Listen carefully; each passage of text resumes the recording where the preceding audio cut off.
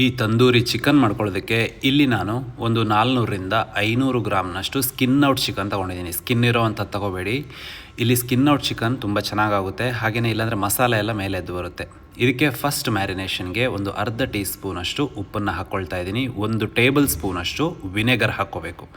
Vinegar ಅಥವಾ ನಿಂಬೆ ರಸ ಕೂಡ ಉಪಯೋಗ ಮಾಡ್ಬೋದು ನೀವು. ಅದರ ಜೊತೆಗೇ ಒಂದು 1/4 ಚಮಚದಷ್ಟು ಅರಿಶಿಣ, ಜೊತೆಗೆ ಅರ್ಧ ಟೇಬಲ್ ಸ್ಪೂನಷ್ಟು ಮನೆಯಲ್ಲೇ ಮಾಡಿರುವಂತಹ ಶುಂಠಿ ಬೆಳ್ಳುಳ್ಳಿ ಪೇಸ್ಟನ್ನು ಇಲ್ಲಿ ಹಾಕ್ಕೊಳ್ತಾ ಇದ್ದೀನಿ. ನೀವು ಹೊರಗಡೆಯಿಂದ ತಂದು ಹಾಕಿದರೆ ಅದು ಚೆನ್ನಾಗಿರೋದಿಲ್ಲ. ಮನೆಯಲ್ಲೇ ಫ್ರೆಶ್ ಆಗಿ ಮಾಡ್ಕೊಂಡು ಯಾವಾಗಲೂ ನಾವು ನಾನ್ ವೆಜ್ಜಿಗೆ ಶುಂಠಿ ಬೆಳ್ಳುಳ್ಳಿ ಪೇಸ್ಟ್ ಉಪಯೋಗಿಸೋದು ಉತ್ತಮ. ಇದೆಲ್ಲದನ್ನು ಕಂಬೈನ್ ಮಾಡಿ ಒಂದು ಅರ್ಧ ಗಂಟೆ ಈ ಥರನೇ ಬಿಡ್ತಾ ಇದ್ದೀನಿ ಫಸ್ಟ್ ಮ್ಯಾರಿನೇಷನ್ ಆಗಲಿಕ್ಕೆ.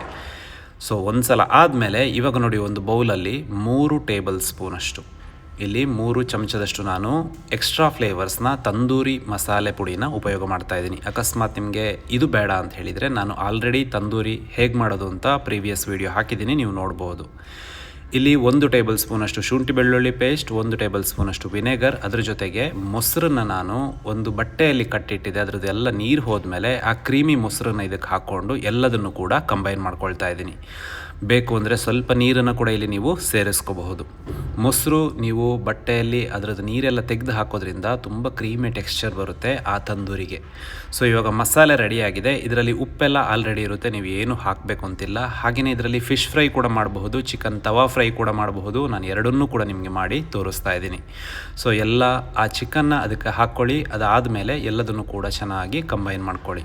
ಪ್ರತಿಯೊಂದು ಪೀಸಿಗೂ ಆ ಮಸಾಲೆ ಚೆನ್ನಾಗಿ ಅಂಟಬೇಕು. ನಾನಿಲ್ಲಿ ನಿಮಗೆ ತವಾದಲ್ಲಿ ಕೂಡ ಮಾಡಿ ತೋರಿಸೋದ್ರಿಂದ ಚಿಕ್ಕ ಚಿಕ್ಕ ಪೀಸ್ಗಳನ್ನು ಮಾಡ್ಕೊಂಡಿದ್ದೀನಿ.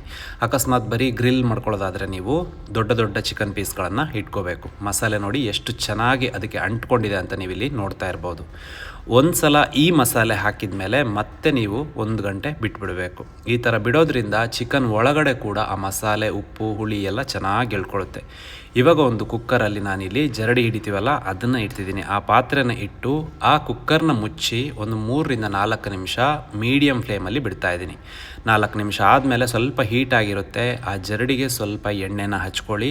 ಅದಾದಮೇಲೆ ಅದ್ರ ಮೇಲೆ ನೀವು ಚಿಕನ್ ಪೀಸ್ಗಳನ್ನು ಇಡ್ಬೋದು. ನಾನು ಮೊದಲೇ ಹೇಳಿದ ಥರ ನೀವು ಬರೀ ತಂದೂರ್ ಮಾಡ್ಕೊಳ್ಳೋದಾದರೆ ಅಥವಾ ನಿಮ್ಮ ಮನೆಯಲ್ಲಿ ಓವನ್ ಇದೆ, ಓವನಲ್ಲಿ ಮಾಡ್ಕೊಳ್ಳೋದಾದರೆ ದೊಡ್ಡ ದೊಡ್ಡ ಪೀಸ್ಗಳನ್ನು ಕೂಡ ನೀವಿಲ್ಲಿ ಇಡಬಹುದು. ಓವನ್ ಆದರೆ ಪ್ರೀ ಹೀಟ್ ಮಾಡಿಕೊಂಡು ಆಮೇಲೆ ನೀವು ತಂದೂರಿನ ಮಾಡ್ಕೋಬೇಕು.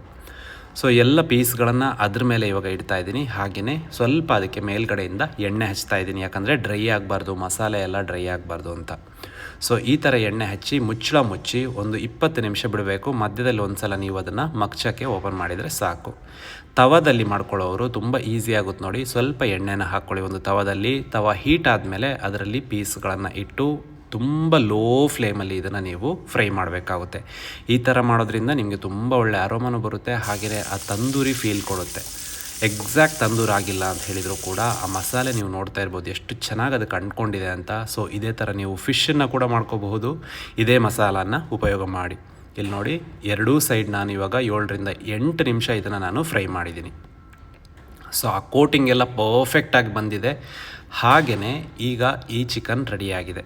ಸೊ ನೆಕ್ಸ್ಟ್ ಇವಾಗ ನಿಮಗೆ ಆ ಸ್ಮೋಕಿ ಫ್ಲೇವರ್ ಬೇಕು ಅಂತ ಹೇಳಿದರೆ ಒಂದು ಸಲ ಆ ಕುಕ್ಕರಲ್ಲಿ ಅದು ಬೆಂದ ಮೇಲೆ ಒಂದು ಯಾವುದಾದ್ರೂ ಹಿಡಿಯಲ್ಲಿ ತೆಗೆದದನ್ನು ನೀವು ಡೈರೆಕ್ಟ್ ಫ್ಲೇಮಿಗೆ ಹಿಡಿದು ಎರಡೂ ಸೈಡ್ ಸ್ವಲ್ಪ ಸುಟ್ಟೋಗೋಕ್ಕೆ ಅದನ್ನು ಬಿಡಬೇಕು.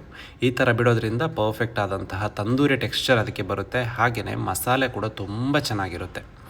ಸೊ ಈ ತಂದೂರಿ ಮಸಾಲೆ ಬೇಕು ಅಂತ ಹೇಳಿದರೆ ನಾನು ಕೊಟ್ಟಿರುವಂತಹ ನಂಬರ್ಗೆ ನೀವು ಕಾಂಟ್ಯಾಕ್ಟ್ ಮಾಡ್ಬೋದು.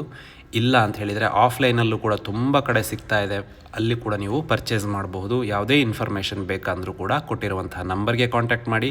ಅಕಸ್ಮಾತ್ ಈ ಪುಡಿ ಬೇಡ ಅಂತ ಹೇಳಿದರೆ ನಾನು ಮೊದಲೇ ಹೇಳಿದ ಥರ ತುಂಬ ದಿನದ ಹಿಂದೆ ನಾನು ತಂದೂರಿ ಹೇಗೆ ಮಾಡೋದಂತ ವಿಡಿಯೋ ಹಾಕಿದ್ದೆ, ಅದನ್ನು ನೋಡಿ ಕೂಡ ನೀವು ಟ್ರೈ ಮಾಡ್ಬೋದು. ಒಂದು ಸಲ ಟ್ರೈ ಮಾಡಿ ನಿಮ್ಮ ಫೀಡ್ಬ್ಯಾಕ್ ಕೊಡೋದಕ್ಕೆ ಮರಿಬೇಡಿ.